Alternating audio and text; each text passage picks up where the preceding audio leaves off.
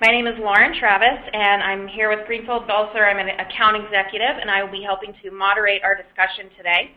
This is the third webinar in our brand thinking series, and today we're going to cover the branded biography, strategies for biographies that sell. As we get ready to start, please make sure that your phone is on mute. This will prevent any background noises and ensure that everyone can hear the full presentation. During the presentation, please feel free to chat any questions you may have to our presenter using the GoToMeeting chat window. We'll hold all these questions until the end, but we will have plenty of time to answer these at the very end. Lastly, we encourage you to join us via social media during the presentation. We will be tweeting from our GB Ltd handle using the hashtag GBWebinar, so please join us with the conversation. So let me introduce our speaker today. Berkey Belser is the President and Creative Director here at Greenfield Belser. He has won hundreds of awards in every major field of graphic design, including identity, collateral, web, periodicals, you name it. He is also a highly rated speaker on topics from branding to information design. So Berkey, let's get started on the branded biography. Hey there, everyone. This is Berkey Belser. Glad to be with you and glad that so many people could join us today. You may be surprised that we could spend an entire hour on a single topic like a biography, particularly as it becomes a single page on a website, but in fact we had to cut a lot of information in order to squeeze it in and hopefully give time for questions. It's an area that we urge people to pay more attention to, and we'll see as we go along how we should pay attention to different pages of the site and the biography as well. But first of all, I want to talk about what we're going to learn today, and we've got 5 or 6 things that we're going to focus on. First is to how to think like a portal or a mini site. This is an idea that actually Greenfield Belser has been encouraging our clients for years to take the time and attention to focus on every single page and make it robust and rich, but there are a number of reasons, and we'll see why that hasn't been done in the past, but hopefully this will encourage you to do so. We're going to look at some of the ideal organizational strategies for biographies, and most of this obviously is, we're particularly concerned about our online strategies and then how we take this to print. We can talk about this later. Best practices for effective formats, and many, if not all of them, are going to be about previewing what it's like to work with you, and we'll see how certain rules of thumb, how certain important principles play throughout this presentation. We're going to look at how to create inspirational content, and then a couple of components of a biography. One is increasingly important, and we'll see why as well, great photography, how to achieve it, sustain it, and use it, and then the rules for great video, and a couple of things about what we shouldn't do at all. So, in order to think like a portal, we feel it's important that you understand how great sites are designed in the first place, and I want to go really to the basics of it. Some of you may have even heard me talk about this, what I call the Thelma and Louise effect. That is a way of designing sites that's penny wise and pound foolish, and that is it's an emphasis on templates. And the emphasis on templates seems to focus all of the attention on designing a home page. And so here's Thelma and Louise at their best, as if we're at the home page of the site. But as soon as you get past the home page of the site and into the interior pages, it's like driving off a cliff. And the result is that none of the real attention that someone should give to a site or give to those interior pages, particularly your intellectual assets, which in the case of law firms are the lawyers themselves, or they may be accountants, or they may be consultants, but in any case, that attention simply fails, and we're not left with any understanding of who those people are. I'm picking on some folks, and I apologize, and it's not really deliberate. I actually randomly chose folks. I chose Quinn Emanuel's site because I hear about this site so often, and it's not a great site. It's just that the claims that they make and what John Quinn has done with his firm are pretty wonderful. But so you've got a home page that's got some juice to it. Then when you get down to the biographies, here's John Quinn. I mean, he's an amazing man. And yet you look at this biography, and there's not much that you're left with. You're forced to read, and it pretty much looks like what I'm going to describe as a high school resume. So what we find is that beyond the home page, all creativity seems to disappear and the template takes over. There's a simple reason for this, and that is that for the most part, in order to keep websites, the design build of websites inexpensive enough for people to actually do, that is to say, not to have a $400,000 to $600,000, $700,000, $800,000 website, we're limiting the number of templates that we can create, and that forces us into structures that really don't allow us necessarily to create really robust interior pages. There are workarounds for that, but that's the reason why this happens. We would like, however, to encourage people to think about a website very, very differently and to think of it as a mall. You know, when people are driven to a mall, or that is to say with advertising and the like, when they hear about a mall, it's the promise of the things inside the mall that they're going for. They're certainly not going there to stare at the exterior of the mall. And this is an analogy that we need to pay close attention to, and we really feel that all of these individual pages need attention to be paid to them. For example, failing to think like a portal is being hostage to templates, and that stunts marketing effectiveness. And a great example for, we're not going to talk about it in great detail today, but thought leadership is buried inside a news archive. So you get, once again, apologies to Kirkland and Ellis, great firm. I know I could choose great firms and take a look at their sites. I had to go, you know, by the time I get to an article, I've got 5 or 6 clicks, and I'm not even sure that I'm interested in the article that's presented. But in fact, I could have a dramatically different approach to that thought leadership page where I've built it around business issues, hot topics, and I'm selling, just like I might be delivering somebody a copy of McKinsey Quarterly or any of these other pages, any of these other thought leadership sections. So that's a great example of a page that's poorly thought through. It feels more like a card catalog in a library than it does like a real exciting page. Failing to think like a portal also delivers us office pages that offer directions, but absolutely no reason to buy. So I'll get here, Fried Frank. Now, they're a terrific firm, but what do I get out of this page? I learned that New York is basically how to get there from the airport and back. So these are the kinds of unthought-through pages that seem to dominate website design beyond the home page. We'd like to offer a different way of thinking. Today, obviously, we're going to focus on biographies. If you look at most biographies, then we have rules of thumb that you'll hear about. We really demand that every page have a really crystal clear goal, that you understand why you're on that page and what it's supposed to do. Biographies have no clear goals, and yet they're the most visited page on the site. So why is the great home page followed by the high school resume? Well, we're going to suggest that to think like a portal, you need to understand the goals of each destination page. So it leads us right to the goals of a biography. Some of these you may have heard before, those who've heard me speak before, but some rules of thumb that are so critical and so basic, and we never ask those questions. First of all, one goal is to have those individuals appear to be important, confident, and a leader in their area of expertise. And yet, if you would look at the typical bio, you wouldn't draw that conclusion at all. Just think back to John Quinn. You also want to preview what it's like to work with you. It could be said that the goal of marketing is nothing more than that, to preview what it's like to work with you, to collapse that arm's length distance between the remote, the third party, the 10,000-foot view, the website, and actually standing across from you and shaking your hand. So the more I can understand what it's like to work with you, the more likely I am to make a nod in your favor. Obviously, we want to establish expertise. That's a clear goal.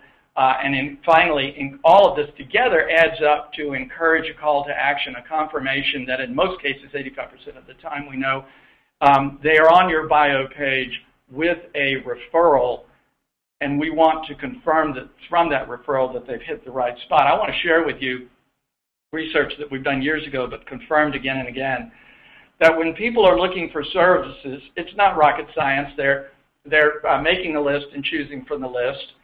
The finding stage is predominantly an intellectual exercise and they're looking for expertise. But the choosing stage is predominantly an emotional exercise when someone's looking for comfort. And what we tend to do is to underestimate the importance of that emotional decision in hiring a lawyer or hiring an accountant or consultant or others. So I can't tell you how many times, I'm certain I've heard 100 times, when I get to the bio, I'm just looking for the expertise. That's all I'm looking for. The answer is that's not true. And I'm going to try to prove it to you. So before we tackle the question of expertise, let's talk heart to heart.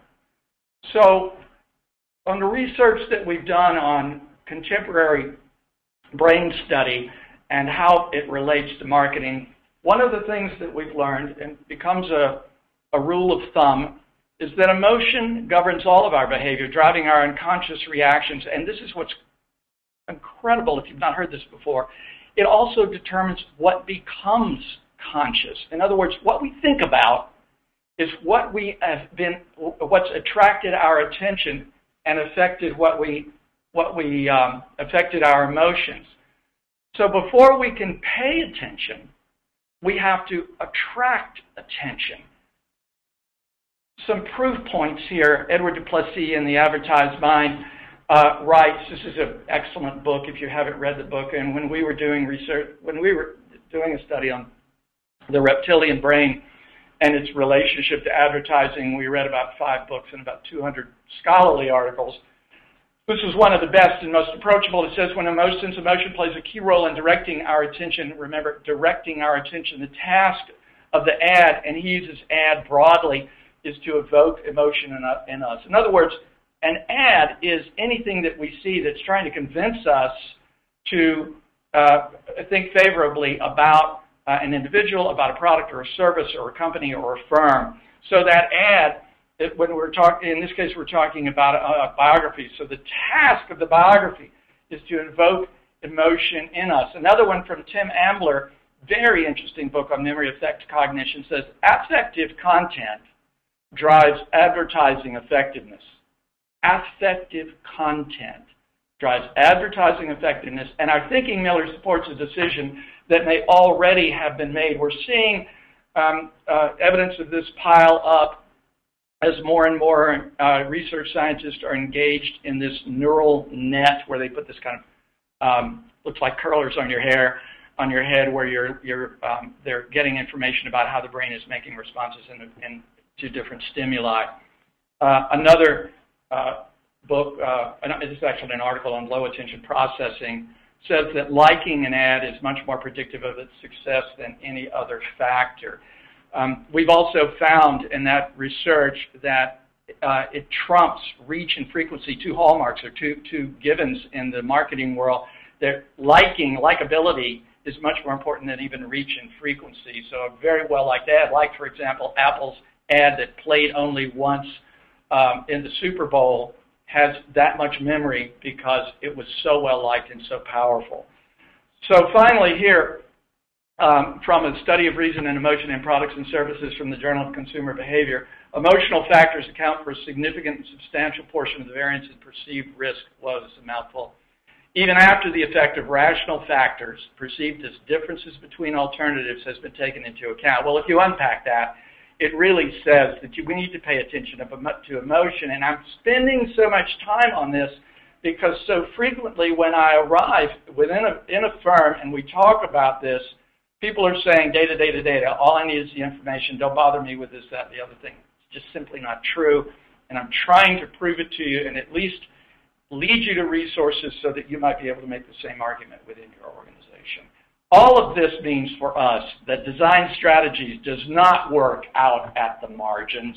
It works at the core. In other words, we take this information, we take what we've learned and try to design around it, and we're going to encourage you to do so too. So we talked about the role of emotion, but not how to engage it.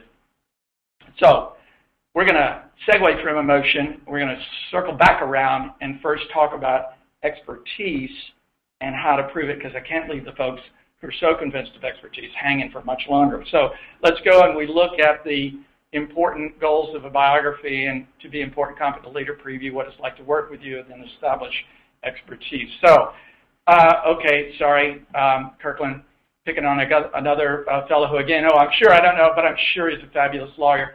But a couple of principles that we want you to pay attention to and look at this very, very typical biography that shows up, and that is these rules. Nobody reads. They scan. So if they don't get what they expect to find in their scanning, they'll move on. It could be said that great design is no more than common courtesy. In other words, that it allows the scanning reader places to stop, things to understand, read, take away, before they have to truly get in and read. So let's look at this again and use the rule of thumb that we have in our shop for everything that we do, and it says, quick, you've got 3 seconds, what's your takeaway? 2001, 2002, 2003, absolutely nothing. So there must be a better way to present a biography. There must be a better way to preview what it's like to work with you. There must be a better way to feel important, to deliver the sense that I'm important, confident, and a leader. So let's talk first about previewing what it's like to work with you. So one way to do this is to give your professional a voice with a quote. In this particular case, this is a quote from the individual themselves. I like to think of myself as problem solver, as do most litigators, I'm sure. What I'm trying to bring to the table is a sense that this is a people business, and that's my strength. So whether or not we want to ultimately hire this guy, there are a couple of things that are going on here. We're going to not completely unpack this page. We're going to talk about the quote. Is that he's talking directly to me, he's looking directly to me, he's engaging me, and he's closing that arm's length distance between what is a cool technology and trading that for a warmer engagement. I've been taken over, merged with Ice Miller, all great firms. By providing our clients with a broad scope of services, we can navigate them through any season of their business. So I'm right away talking with Megan, and she's introduced herself to me through some sort of quote. You've got one more example here, and this is much harder sell from Joel Faxon's tiny firm, small firm. We obtain record verdicts in court and unsurpassed settlements in mediation. Okay, he's really laying it out. We're respected by adversaries and feared by the insurance companies. Ask yourself, who do you want on your team? Now, your firm may never allow that. Your firm may not feel they can pull that off or that's even appropriate for them. But it's appropriate for Joel Faxon, and he's willing to stand up and say that. Bottom line is, there are a number of ways that you can put your voice out. You can talk about what's important to you, your personal strengths. You can talk about how you practice the law or your consultancy or your role as an accountant or in any other way. You can talk in those terms. Or you can aggressively pitch what you feel is good about yourself and your firm. Anyone is okay. It simply wants to be honest and authentic. And that's what you're looking for. And that's, by the way, what the internet is completely unforgiving of, is inauthenticity. It demands that you tell the truth. So I do want to speak to the challenge of getting quotes, because I know that we run up against this frequently. We recommend this idea of speaking to the lawyers, having the lawyers speak as a best practice, but it's very common that the client will say, okay, yeah, great, Berkey, but in a way we're going to get this stuff. I'm going to get 25 of them. And so the answer is, in some cases, maybe it's just the 25 that give the quotes, that have the quotes, and you design around it. You design a workaround so the page doesn't feel naked without it. Another one is that we think about, we frequently give our clients a list of rhetorical styles that become icebreakers so that lawyers or accountants or consultants and the like can write those quotes and give them a way of entering and engaging in the idea of getting a quote. In other words, making it easier. The other way is to actually provide an alternative to the voice of the lawyer, and that's somebody else's voice. And in this particular case for Buckley Sandler, he says, one of the most, it said about him by Chambers, one of the most highly regarded litigators in the consumer finance space and probably the best fair lending lawyer in the country. Well, guess what? That's much better than anything that Andy could say about himself, because that comes from a respected third party, and it's an endorsement there, by the way, from ethical issues across most jurisdictions. In fact, I'm going to go out a bit on a limb, even though South Carolina's gotten a little wiki on us lately, is to say that any jurisdiction, this is a safe bet, that you could put that quote out there and be well within the bounds of propriety and the bounds of ethics. I was on an ethics panel, the ABA ethics panel in Memphis about this topic last summer, and everyone on the panel agreed that these were well within the range of what was permissible in terms of the legal space. So I'll look at another one from the voice of authority. Jorge Goldstein at Stern Kessler says, a real authority whose advice is like gold does. Wow. Okay, I want that quote. That really does the trick. So our outstanding lawyers are going to have those quotes as you participate in the rankings. Others are going to get quotes in different ways. Here's another strategy that I think also works, and that's the voice of the client. For those of you who do client loyalty studies, this one, incredibly strong and pragmatic lawyers, this is what clients say about this sample page that we've mocked up here for Jane Lawyer. But it's yet another way that you can preview what it's like to work with you and to get a sense of their expertise. Okay, so we're going to go back to being important, confident, and a leader. And one of the ways that we've tried to do this very recently is, as we were thinking, wait a minute, I'm looking at these pictures. Remember the Kirkland and Ellis picture and even the John Quinn picture, and I got this fellow in a postage stamp up there on the left-hand side and thinking, why in the world is this in that little corner? And in many of those cases, I think in both cases, we saw they're in black and white. And hey, guys, color is free on the internet. So I don't know why this is doing, but we look at it, we stand back at this page and we say, not only is this page not a portal, it's not even a good version of a high school resume. So what can we do? Well, one thing we can do is invert the typical picture-to-text ratio and flip the picture and make the individual the star. Why do you want to do this? Well, a couple of things. One is the picture's worth 1,000 words, as we all know. By the way, if you never know who said that, it wasn't Aristotle, but it was Fred Barnard in 1918 in an article in Printers, Inc. Here's something more from research, how people learn brain-mind experience in school.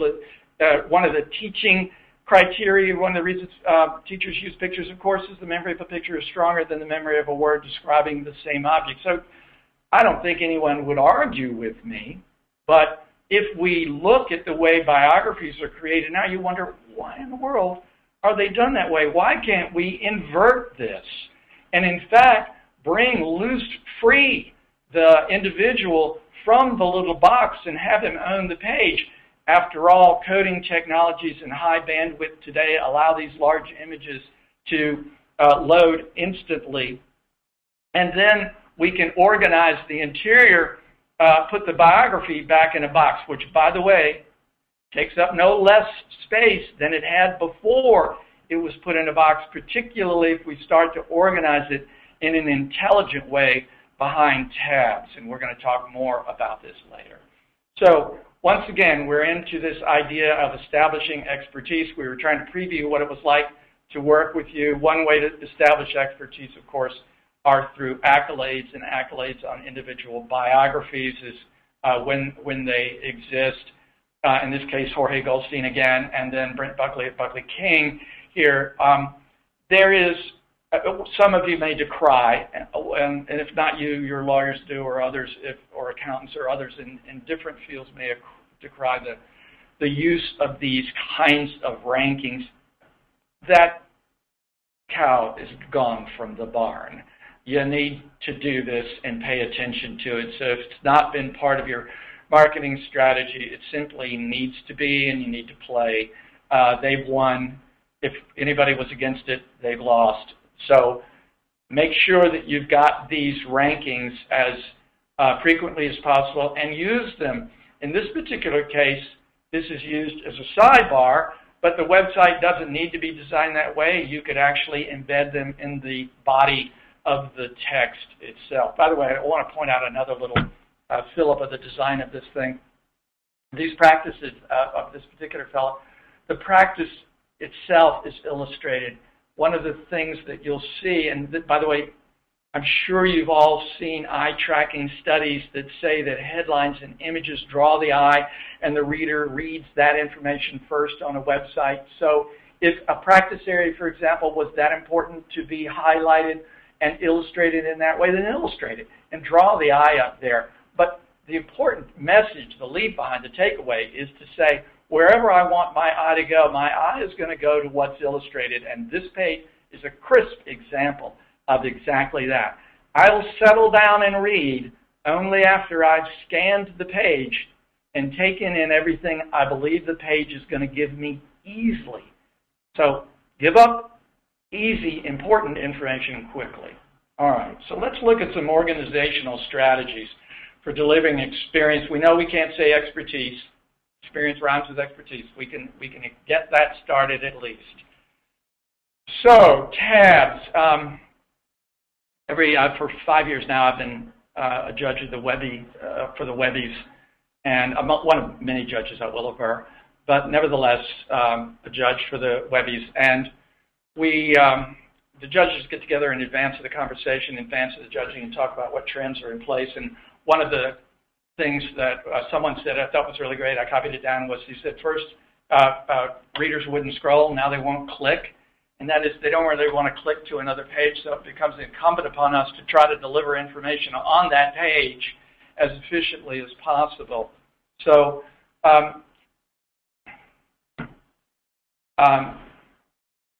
we look at this page for Archer Norris, and we see that we've gotten information in the body of the page, the overview, the experience, and news and publications, right in that center section there. So if one were to click on experience, it's going to reload right in the section, and I will not feel that I've gone to another page. I'll have swapped out the information. This is so basic, this is not rocket science. But it's an efficient organization of the page, and it's one way to make the page look like a portal so that I haven't, the trick is to not leave the page. So I've got an easy access to Gene Blackard here with his quote and a friendly image and that data, that information about its expertise.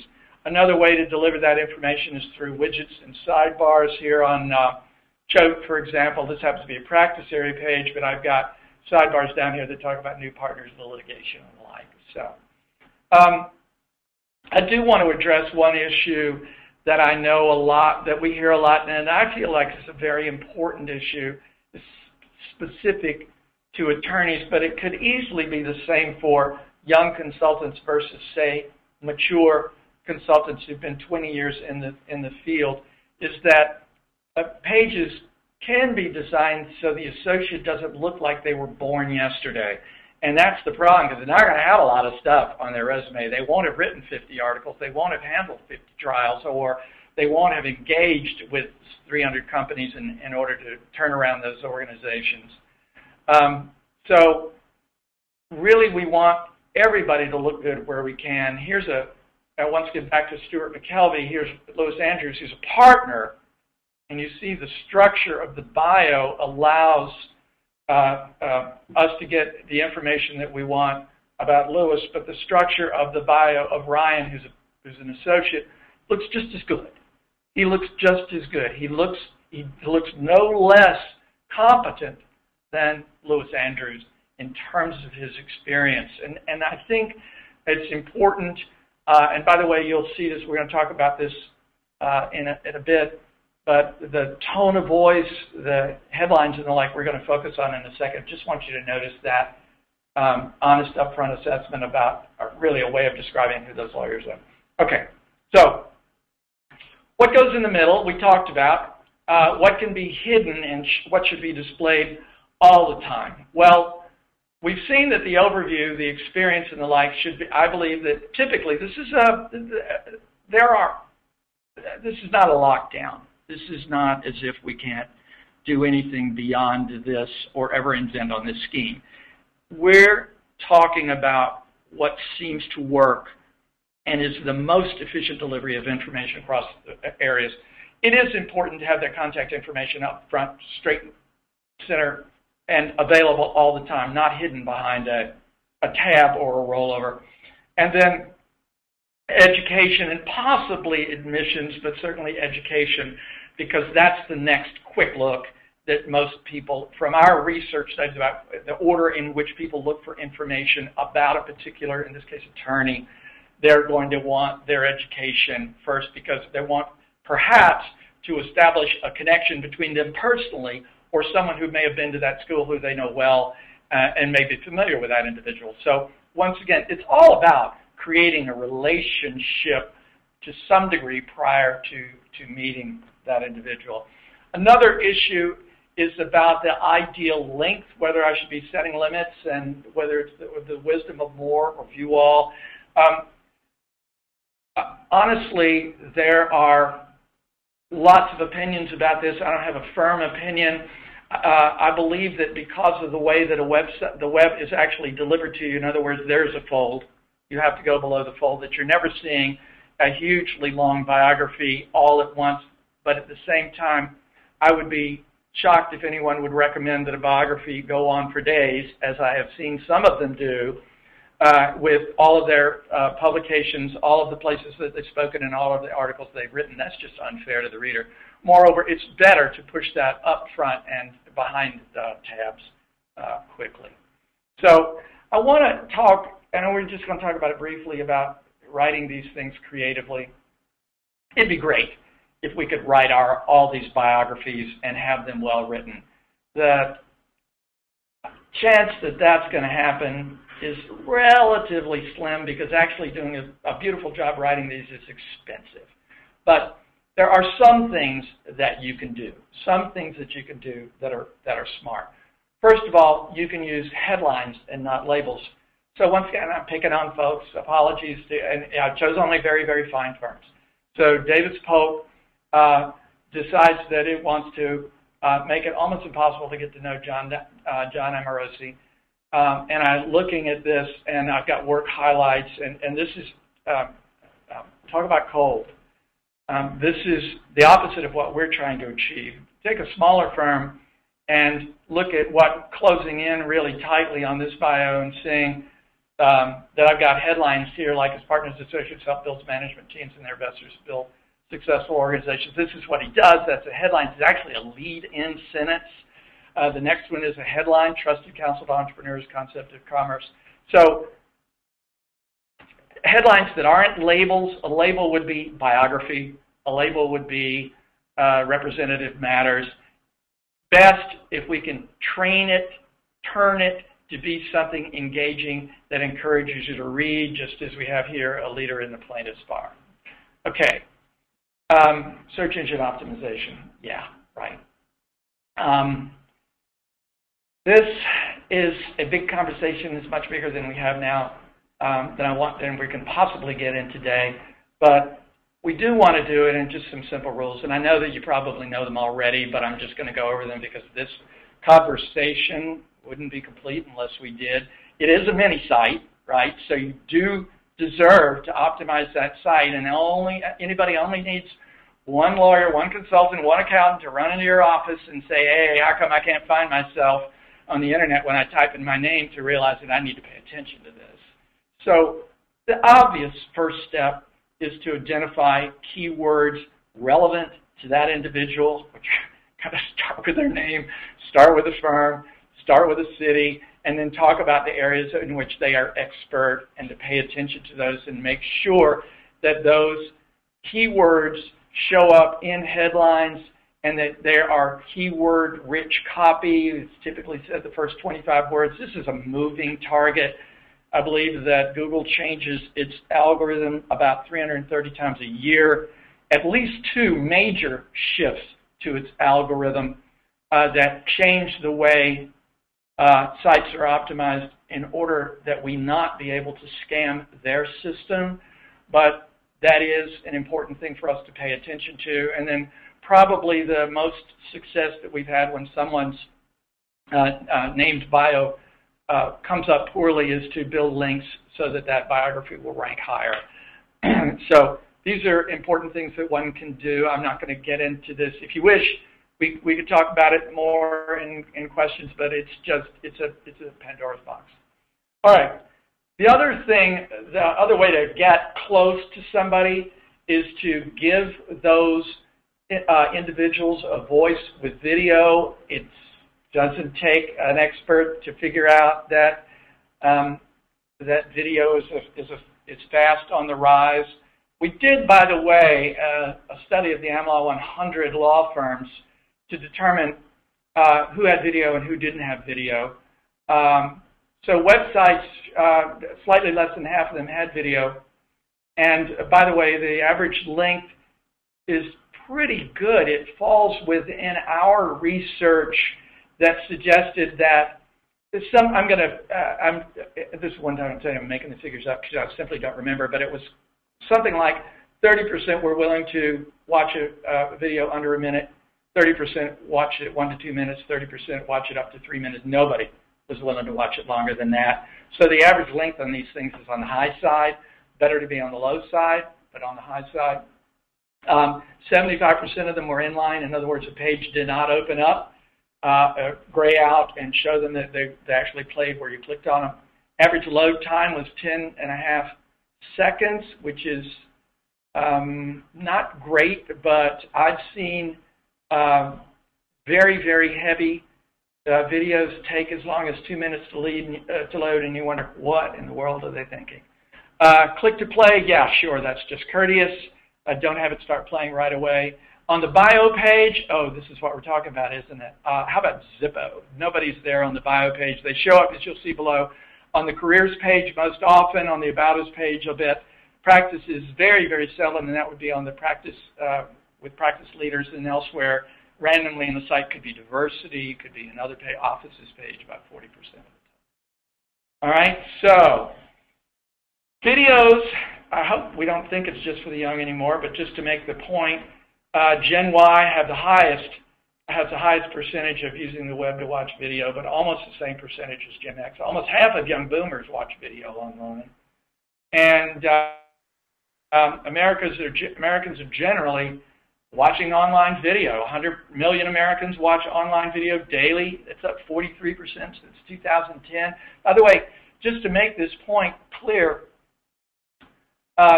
our experience on the internet is constantly changing based on what we've learned, not just from going to law firms, accounting firms, or consultancies or others, but all of our activity on the internet. So that's why our websites need to keep up. We're not just keeping up with the Joneses. We're keeping up with everybody who has a website up. People expect a Google-rich search, even though they're very unlikely to get it. Average length, view length is up from 5 minutes to 5.8 minutes, and you're looking across YouTube and other video for social purposes. Video ad volume up 20%, 30% of internet traffic is video. In other words, it's part of what we're doing. So we need to make video part of our biographies, and not just any video. I'm sure that everybody has got 50 examples of horrible videos that they've seen on the internet, and they're wondering, why in the world would I do such a thing?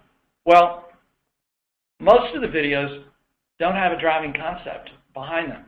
It's like I've hired a videographer, I'll point the video camera in front of them, I won't even light it well or deal with it professionally, and I'll just sit somebody in front of there and talk and hope that I can edit the bejesus out of it by the time I'm done. No can do. This is, you really need a concept that drives your video and makes it work. You need to connect left brain to right. You need to give them a reason to talk, but in addition to that, you've got to have an emotional connection and create that emotional connection between the readers. So it's not just a talking head. It's just simply not going to work. Brevity, once again, I go back to courtesy, and I believe it. That's a common courtesy. I'm not going to spend a long time. If I can say it shorter, say it shorter. You know the famous attributed to Mark Twain quote. If I had more time, I'd have written a shorter letter. Be authentic, but practice, practice, practice. I don't know about you guys. It's very difficult to get lawyers to practice unless they're going to go to trial, and they don't see this as trial. So this is a challenge. Create and maintain a firm-wide style. In other words, I'm going to show you a couple of examples that have styles that relate to these particular firms, that have a driving concept, that has been embedded a style, and that all of their videos will sustain that style. Finally, just important takeaway, lousy video undermines your authority. So if you think that you're doing something, if you've got video just to have video, stop. Don't do it. Don't even start. So once again, bottom line, the goal of the video, all of these things before it, be important, confident leader, preview what it's like to work with you, establish expertise, encourage that call to action, can all be summarized to say that what we're looking to do is to create the humanization of the technical expert. So we're going to start with a video from Choate TV, and I think I have to click on this. And we'll hear... So first remember that there are many open source licenses, and many of them do not have anything to do with requiring you to share your source code. And second of all, remember that with respect to even the most popular open source license, the GNU open source license with the GPL, you're only required to share your source code if you actually deliver the object code to someone else, if you distribute it. If you're using the code internally and you never distribute it, you never have an obligation to share your source code. Okay. What I love about this is that it's short. She's charming. It's got style. But she's engaging and she's connected to us, to you. And so we get, remember, she's an intellectual property lawyer, as is evident, I believe, in the video. It'll be evident on her homepage. But she didn't tell us everything she knew about intellectual property. She wasn't trying to sell anything at all. She was simply giving advice, the kind of advice that you would hope to get across the table from this individual as a lawyer. So that's a way of engaging without overworking the file, as it were. So let's go to the next, attorney profiles and viewpoints. Now I'm going to share a video from Archer Norris that we just finished in California, but a couple of aspects of the style that you're going to be looking at. First of all, there's a long transition between the B-roll and the speaker themselves. What it gives is it gives this a certain kind of pace and a certain kind of calmness to the speaker as he goes through his talk.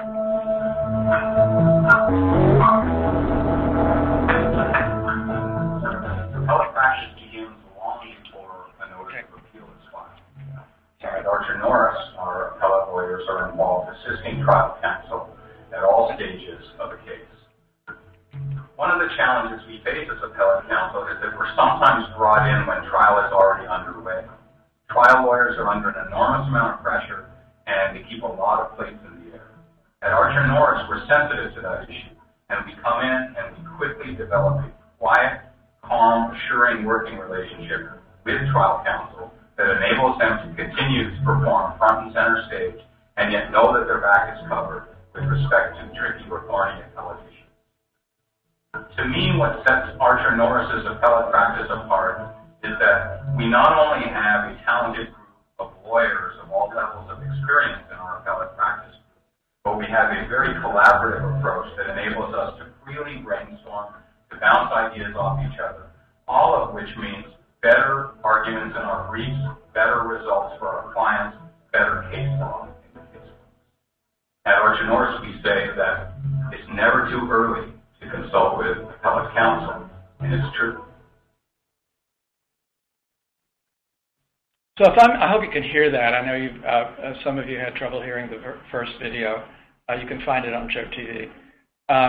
The idea, however, is to create a watchable video. If I were interested in the appellate work, I feel like this is one that that felt professional in all its regards. I'm going to not show other videos, but I do want to suggest that you can do other things. So what have we got? We've got videos of individual lawyers or accountants, consultants, etc., that are on those bio pages, but we can also invest in case studies that could be used across multiple pages, and I think that we should. So I'm not going to show you this video, but I urge you to go to GE's Imagination at Work, where you actually see this video where they've taken photographers and gone out to their client site and created a video case study. Why aren't we doing more of this?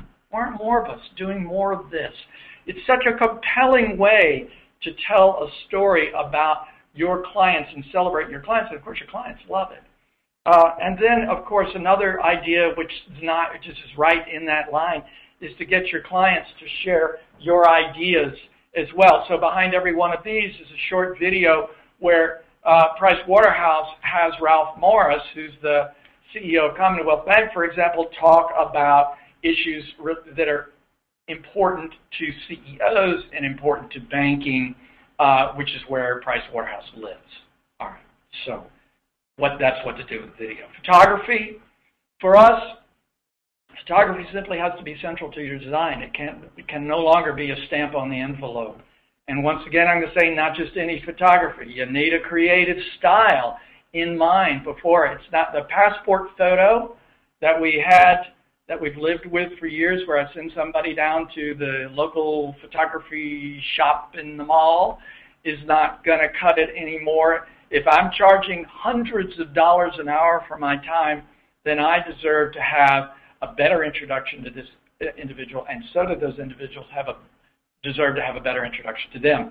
I need to develop consistent art direction that goes across all of the photography in multiple offices, and have a plan to sustain the style that's economical and scalable. Well, in order to answer this is, I apologize, this is shameless commerce here, the Department of Shameless Commerce, where I was suggesting that what we did was we solved this recently. We now have arrangements with Greenfield. We have Greenfield Belser trained photographers all around the country who can take these things. And the idea is you don't have to worry about this part anymore. You don't have to send them to this place and that. You can get them locally. You can get them aggregated and you can create a consistent style. Okay, enough.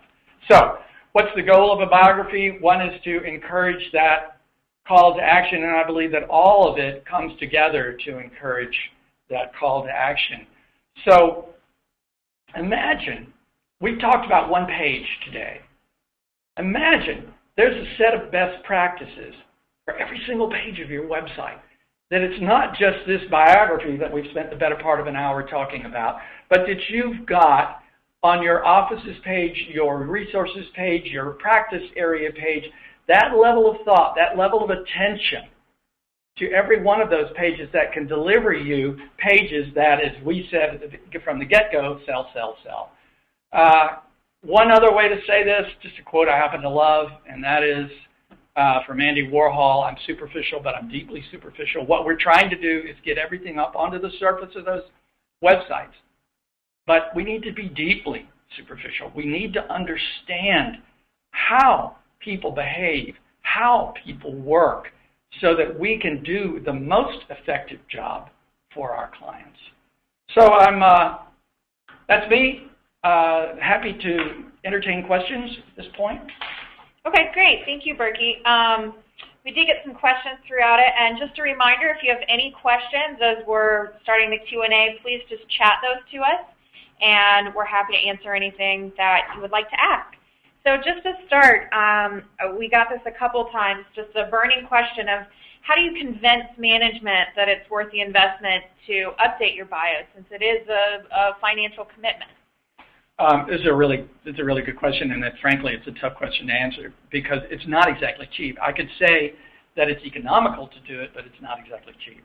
And the reason that one should do it is because I want to create, as we said early on, that emotion plays a key role.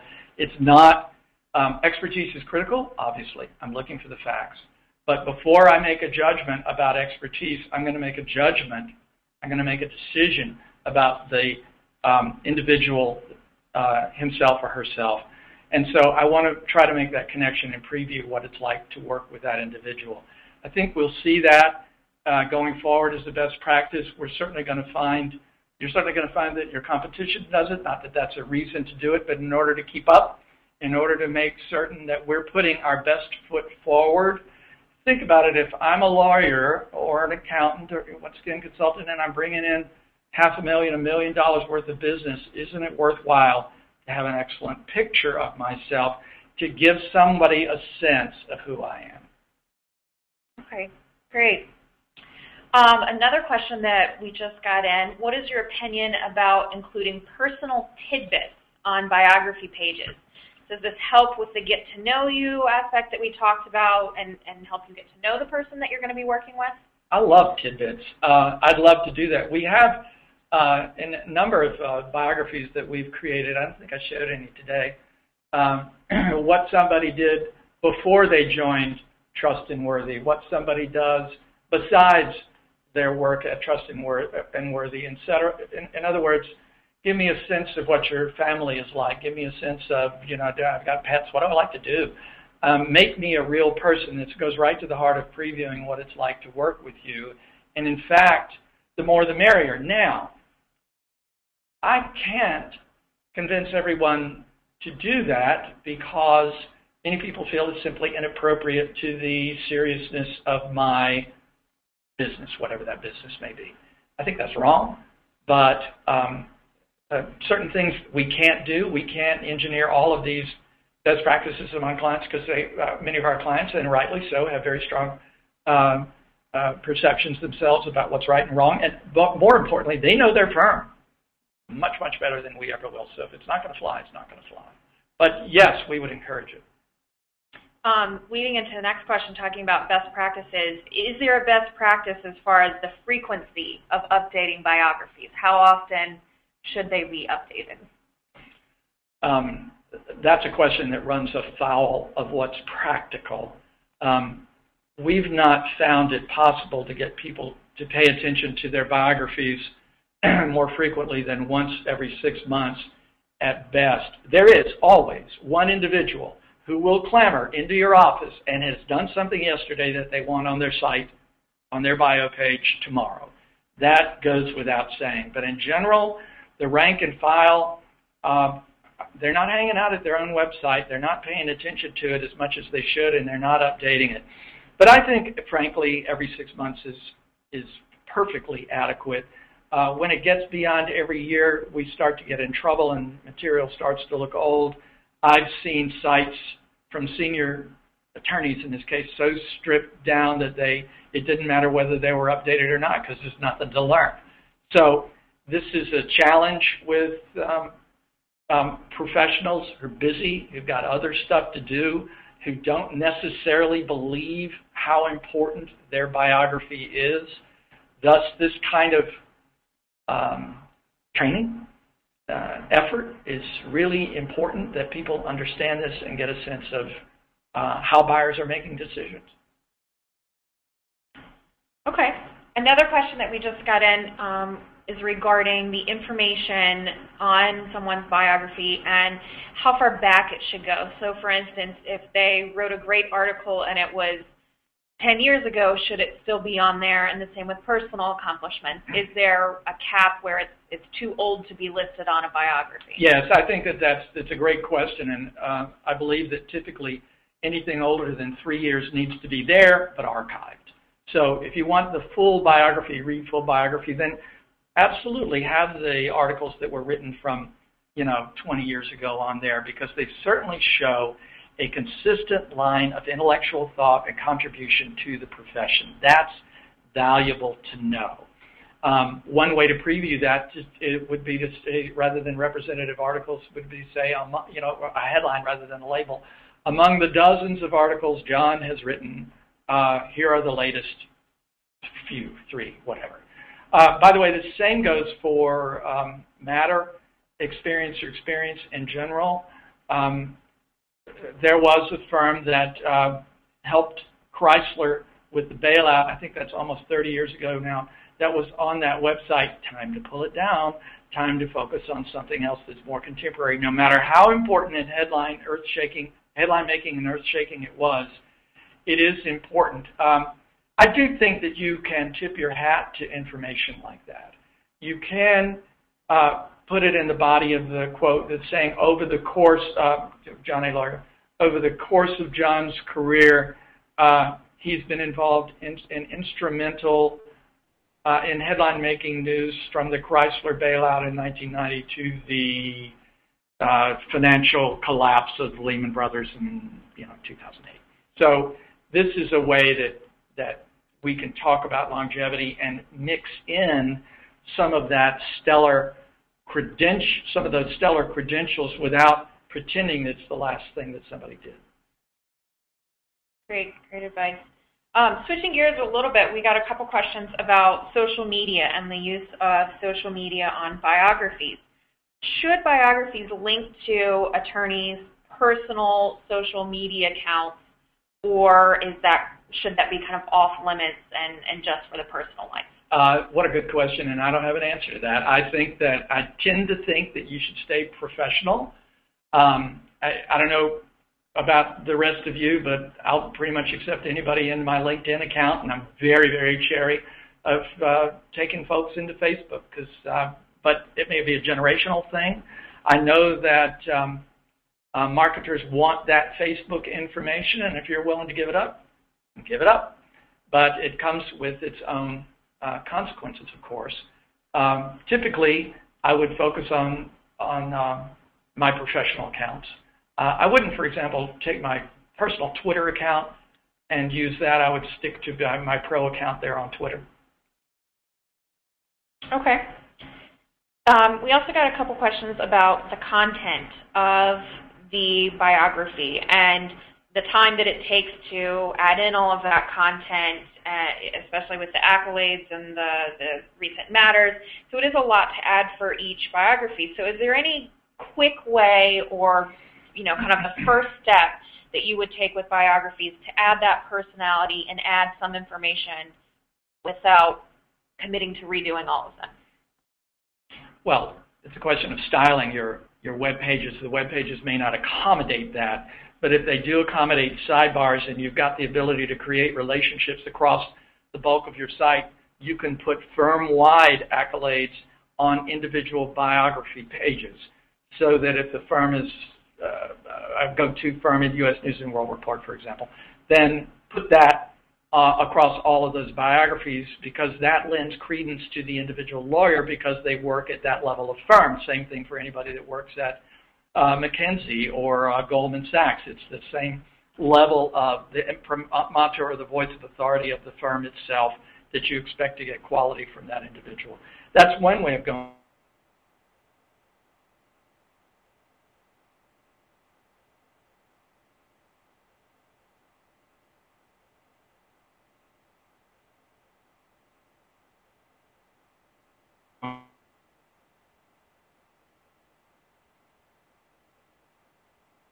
about doing it. I sympathize. Then we're going to double down and devote the resources to putting that information in place.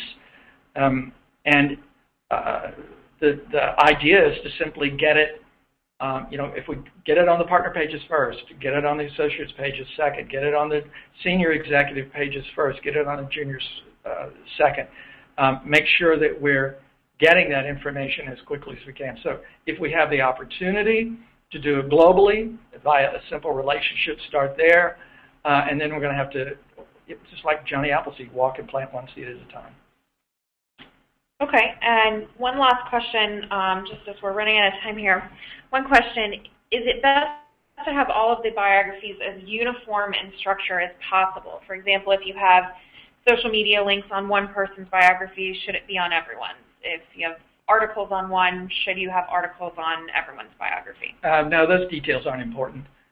You, for example, someone might not write articles, and they're simply not going to have them, and so the articles should not show up, and they shouldn't have a category that's blank and therefore glaring by its absence.